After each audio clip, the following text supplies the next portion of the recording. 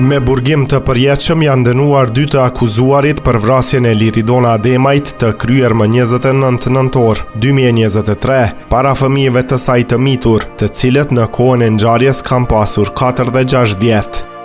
Të dënuarit në këtë rast janë bashkëshorti i viktimës Naim Murseli, si dhe i akuzuari Granit Plava. Kurse i akuzuari tjetër, Kushtrim Kokalla, është dënuar me 30 vjet burgim. Vendimi është shpallur të martën në gjykatën themelore në Prishtinë nga gjyqtarja Fatime Dërmaku. Dërmaku tha se të akuzuarit Naim Murseli e Granit Plava, konform nenit 364, janë fajtor për veprën penale të kryer në bashkkryerje, vrasje e rënd, kurse i akuzuari Kushtrim Kokalla është fajtor për veprën penale, ndihmë në kryerjen e veprës penale, vrasje e rënd. Murseli, bashkëshorti i Ademajt, Plava e Kokalla nuk kanë qenë prezent në sallë kur është shpallur vendimi. Vëllai i Liridonës, Leonard Ademaj, tha se ky vendim duhet të jetë mësim për raste të tjera të tilla. Ademaj në një adresim prekës para mediave tha se ky vendim shkon edhe për fëmijët e Liridonës, të cilët nuk do ta shohin më kurrë nënën e tyre.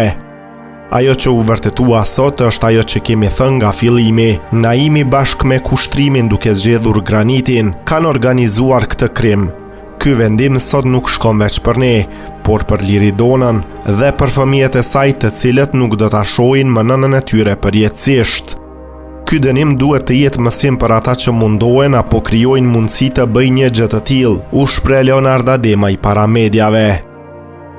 Mbrëmjen e 29 nëntorit të 2023-s, Liridona Ademaj u vra në një rrugë në fshatin Bërnicë të Prishtinës, teksa ishte në vetur bashkë me bashkëshortin Naim Murseli dhe 2 fëmijët e tyre. Aktakuza e ngarkon Murselin se kishte planifikuar vrasjen e saj me qëllim që të përfitonte nga sigurimi i saj jetësor në Suedi, në vlerë prej rreth 260.000 eurosh. Kokalla akuzohet se i kishte njoftuar Murselin me Plavën, i cili akuzohet se ishte dorasi. Plava akuzohet se i kishte vrarë Ademajin me armë zjarri, duke e qelluar në kokë. Sipas ekspertit mjekoligjor, në një largësi prej 2 deri në 5 cm. Sipas prokurorisë, ai kishte kryer vrasjen në këmbim të 30.000 eurove nga Murseli.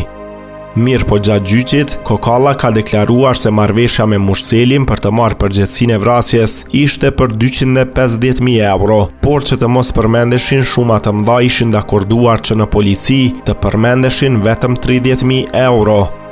Seanca fillestare për këtë rast ishte mbajtur me 31 janar 2025.